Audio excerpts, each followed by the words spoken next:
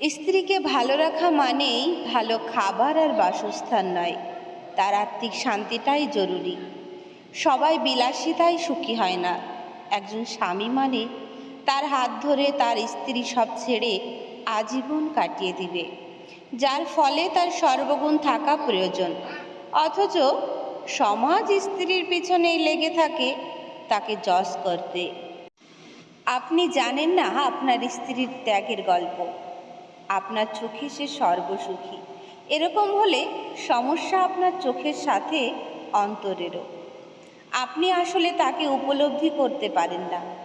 একটা স্বামী শুধু জীবন সঙ্গী নয়, বরং বাবা মায়ের স্নেহেরও অংশীদার, স্ত্রীর উত্তম বন্ধু।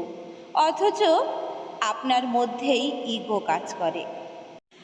স্ত্রীর উপদেশ যদি শুনতে শরীর জ্বলে, তাহলে বুঝে নিন শয়তান আপনাকে অহংকারকে কাবু করে ফেলেছে। স্ত্রীর প্রতি যেমন স্বামীর কর্তব্য রয়েছে, তদ্রূপ স্বামীর প্রতিও স্ত্রীর সম্পূর্ণ হক রয়েছে।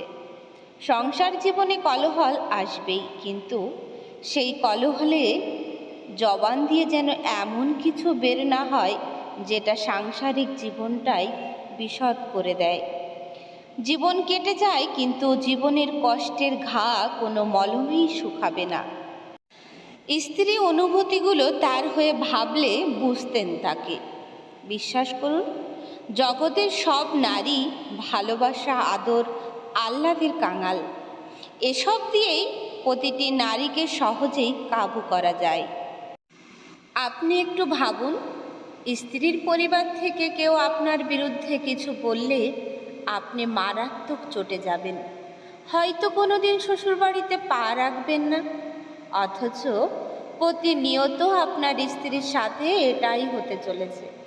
যেখানে আপনি পারেন না ফ্যামিলি ছাড়া কাউকে আপন করতে, সেখানে তার উপর কিভাবে চাপিয়ে দেন। মেয়ে বলে কি মানুষ না?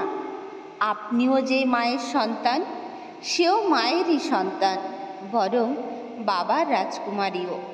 আচ্ছা, কোন আইনে লেখা আছে মেয়েকে এসব সহ্য করতেই হবে? না কোনো রাষ্ট্রীয় আইনে, না কোনো ধর্মে। স্ত্রীকে সম্মান দিতে শিখুন, কেননা ভগবানের কাছে ওই ব্যক্তি উত্তম যে তার স্ত্রীর নিকটে উত্তম। একজন স্বামীকে খুবই বেশি সাপোর্টিভ হতে হয়। উত্তম জীবনসঙ্গী না পেলে জীবনটা এত বেশি তিক্ত হয়, এটাও ঠিক সবার নসিবে সব জোটে না। থাক না অপূর্ণ, চলুন এইভাবেই। এই তো কয়েকটা দিন, মৃত্যু আসলেই তো সব শেষ। দুনিয়ায় কষ্টের বিনিময়ে আমরা ঈশ্বরের কাছে সুখ চেয়ে নেব পরকাল।